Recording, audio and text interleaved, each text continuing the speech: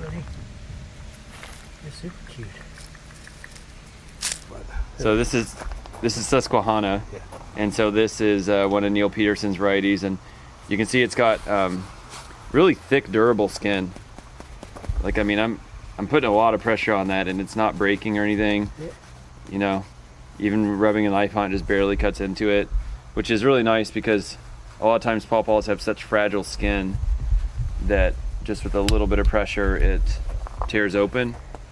So you can see it's got really nice thick skin, or thick flesh in there. It's got a little bit of bruising from where it fell off the tree. That's what that is. Yeah. It's a little bit of bruising. You can see there's hardly any seeds in this variety. Sometimes the seeds will even be like little aborts. And the seeds are also freestone, so they just come right out. Yeah. Just pop right out. But really thick flesh, really tasty. It's got a rich flavor, very, very sweet. So I'm Blake Cothron, and this is Peaceful Heritage Nursery and Farm. Yep. And so we're going to be taking a look at some of the fruit plantings here today and some of our pawpaw trees and other things that we grow here at the nursery.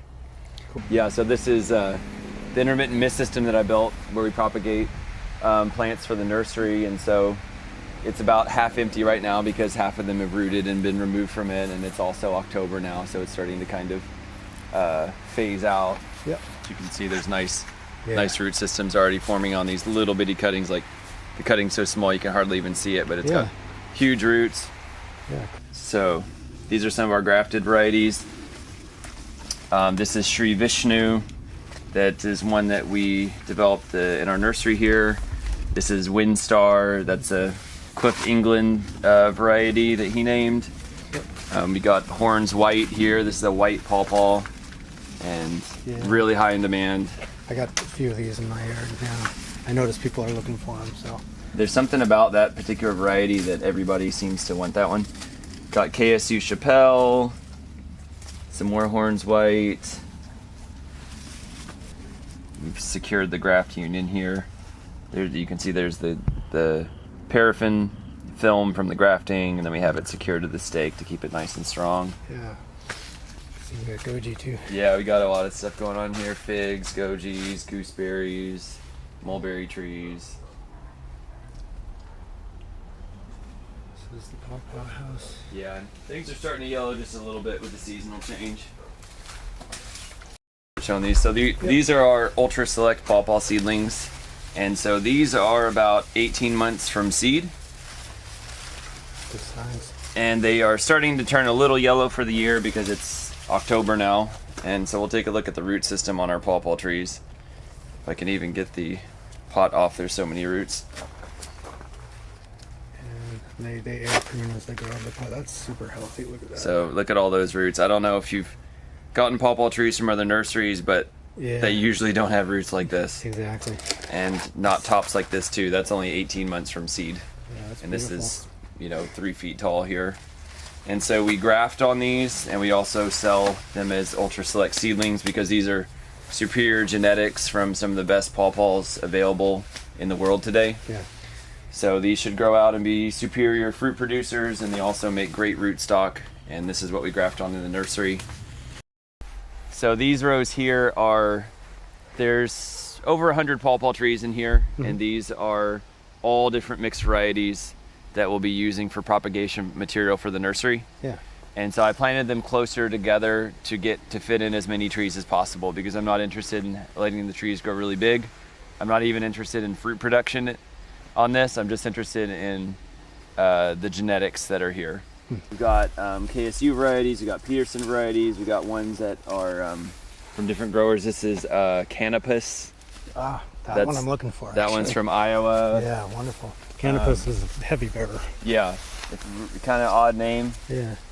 This is KSU Benson from KSU. This is Potomac from Neil Peterson. Yep. KSU Atwood from Kentucky State.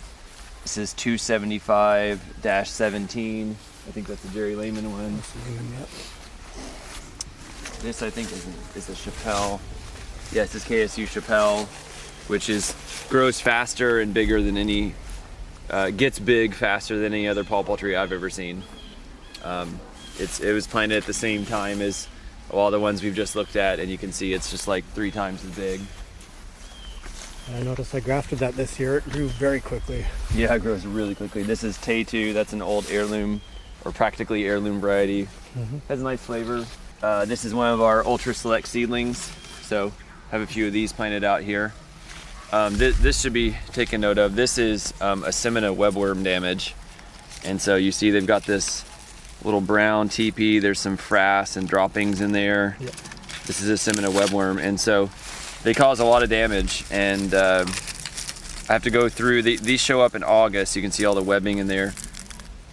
Yeah. And these show up in August here. And they'll make these little tents, and they'll really do a lot of damage. There's the damage to the wood where they ate the bark there. Yeah. And so that's shot. So that just has to be pruned off. So what I do is I rip all those little brown little tents off, and then have to destroy those to keep the population of these under control. SU 7-1. Oh no, sorry. This is KSU 1-4, which yeah. is absolutely amazing. Should be released and named. This is a Marshmallow, Tallahatchie from Neil Peterson. Yep. Green River Bell. This is an old Kentucky heirloom. Yeah. And one thing I noticed that was interesting this year was that we had these late frost issues here, which are kind of a big issue all over the country these days with climate change and whatever. And so pawpaws are susceptible to damage by late frost. They'll oftentimes put out a secondary flush of buds if the first flush gets damaged or burned off by frost. And I noticed that the only varieties that produced fruit this year were varieties that originated in Kentucky. Huh. So, you know, we're in Kentucky, and Green River Bell, Naomi's Delicious, KSU Chappelle, and another variety from Kentucky all produced fruit, and they were pretty much the only ones that did. And you can see these are next year's flower buds. Yep. That are already forming on there. Next year's buds. These are leaf buds. These are flower buds. Yep. So yeah, this is what pawpaw trees look like when they're left to their own devices and grown a little bigger.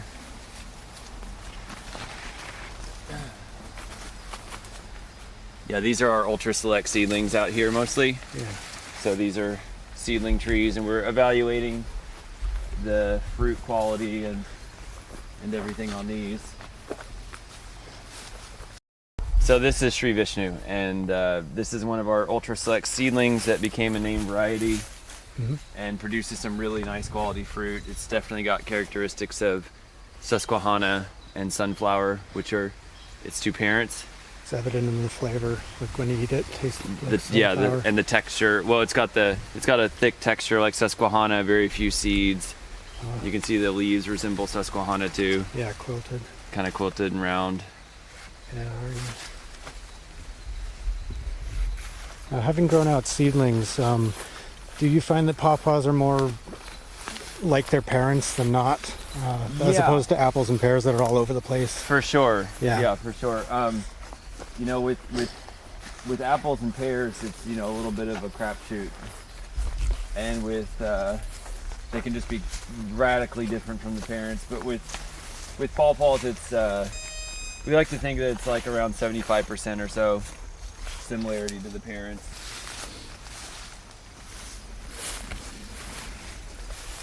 There's one in particular I'm looking for here. I think it's.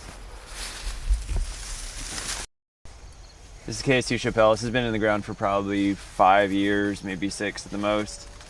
And you can see it's just really grown quite big in 5 years' time. This is probably like 7 years old total, including the rootstock.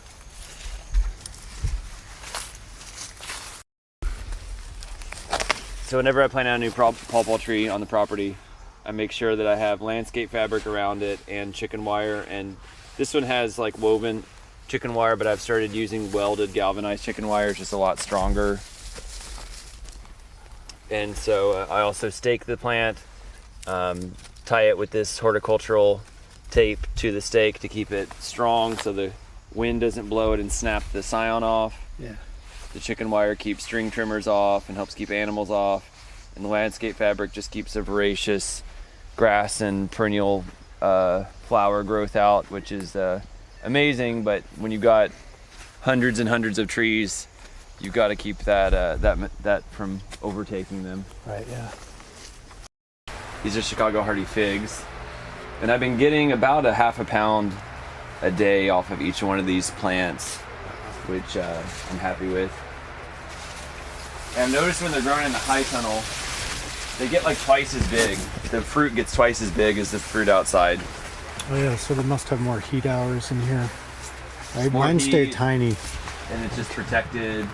But you like if you've grown those before, you see like they're a lot bigger in here. Like see how big they get in the tunnel. I mean that's commercial quality. Yeah, it is. You know, these could be packed in clamshells and sold at a farmer's market. It's Easy. pretty awesome, yeah. And I've got a number of different varieties in here. Free Nicaea, Campanier, Peter's Honey, Smith, Malta Black. Yeah. But these are all trained to the Japanese espalier system. So, do you want me to explain that? Yeah, like I see they're low to the ground. Yeah, and I explained this in my book, The Berry Grower, Yeah. how to do this. And so basically, they're trained to these lateral branches that are as low down in the ground as possible. And the reason you want them low down in the ground is so that the ground heat in the wintertime helps buffer the temperature extremes in here. Right. And then you have these fruiting branches that grow straight up, and those are the branches that get the fruit. And so at the end of the season, when the frost takes all the leaves off, I'll cut these down to like 2 buds or so. Oh. And all this upper growth will be removed. I'll just leave a few buds here, like there's a nice bud. And those will sprout next year and form the next shoot. So this bud will turn into a shoot this big during the course of the growing season. Yeah, these look super happy. Like. Yeah, and Super happy. I don't spray them or do anything in here at all. I give them a little irrigation. I've got orchard tubing, spikes, give them a little irrigation. I give them a little bit of chicken manure, very little in the spring. And you can see they're just loaded down like. Yeah, those are beautiful. And this time of year, I'll usually take these little fruits and just kind of break these little ones off because they're not going to mature in time. So Yeah. I take some of those off and just leave the bigger ones. Let them put energy into the other fruits. Yeah. Southern muscadine grapes growing in the high tunnel here. Yeah. Have you had these before? Yeah, muscadines are my very favorite. They are, yeah. Well, I'll get especially you, the bronze ones. yeah, I'll get you some ripe ones right here. Basic trellis system. It's just some galvanized, welded chicken wire on T-post. And you can see there's just tons of fruit on here. Yeah. Wow. That'll be ripening up here really, really soon.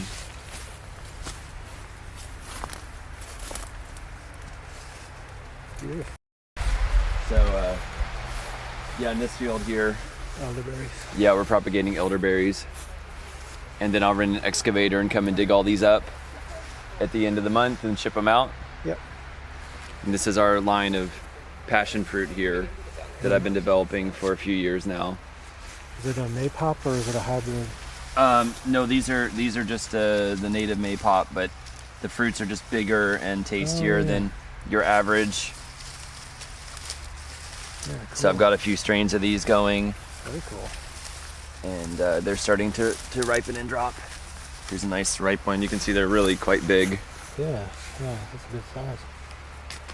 and lots of pulp in there. Lots of bulk. Yeah. That's awesome. This is the special passion fruit. Yeah, this is the special one I was telling you about. You can see it makes more round fruit, Yeah. and the flesh is more yellow inside, and I would argue that it's practically as good as the tropical passion fruits in flavor. Cool. And I think I have one ripe. They ripen later too than the other one, Yeah. but this one is just amazing. You can see the fruit. You smell that right now? Yeah. You know what you're smelling? Honeycomb. You're smelling goldenrod honey. That's goldenrod honey. Yeah. Yeah. Which is not known to be the tastiest honey. So we just let them have the entire fall crop. I don't harvest practically any of it. And then they can survive on that all winter long. I have to supplement usually with a little bit of sugar. But some beekeepers take all of the fall crop of honey Mhm. and then feed them nothing but sugar all winter long. Yeah. And then they wonder why the bees are struggling. So I make sure that they have plenty of honey. I'm really intrigued with these. Hazelnuts. Yeah, these are hazelnuts from Z Nutties. And so Z Nutties is up in New York. They've been growing hazelnuts for 30 years or more. And what they did was they ordered every single hazelnut tree from every single nursery that they could possibly get their hands on. From anybody that said they had some kind of superior hazelnut, and they planted all of them out on their land, including lots of seedlings. They planted out like thousands of these plants, and they chose like a handful of the ones that actually performed. And then from those that actually performed, they selected the best ones out of those, and then they selected the best ones out of those, and now they have their own line of superior seedlings, which is what these are. And they also have a few name varieties. So I'm just giving a little shout out to them and their work. And hazelnuts have been a real challenge here in Kentucky. We tried all the OSU varieties from Oregon and just had no success whatsoever with those. And KSU also did a planting in Frankfurt of OSU varieties from Oregon and just had no success and eventually tore them all out. They just don't work here. But these varieties actually have produced viable hazelnuts. I actually got a few nuts off of these. They've only been in the ground a few years. But you can already see a lot of genetic difference in just the leaf shape on these different varieties. Yeah. And this one produced some nuts. There's the catkins. Yeah. Right. They're gonna drop pollen around February or March here. They do it really early here. This is Niwot black raspberry. And it's October 8th or whatever today. And this thing still has fruit on it. Like, look at this. It's a prima cane variety. And so it gets a spring crop like all other black raspberries. But then the prima canes that came up in May or June also get a fall crop. So, I mean, it's October. It still has fruit on it. Super cool. Yeah, you can have as many of those as you want.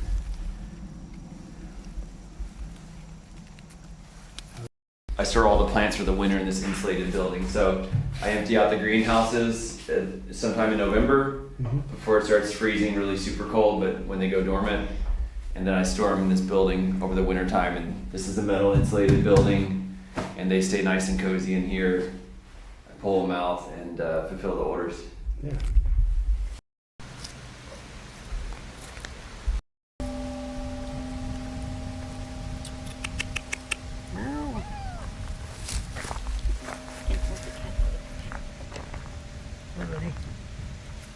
They're super cute.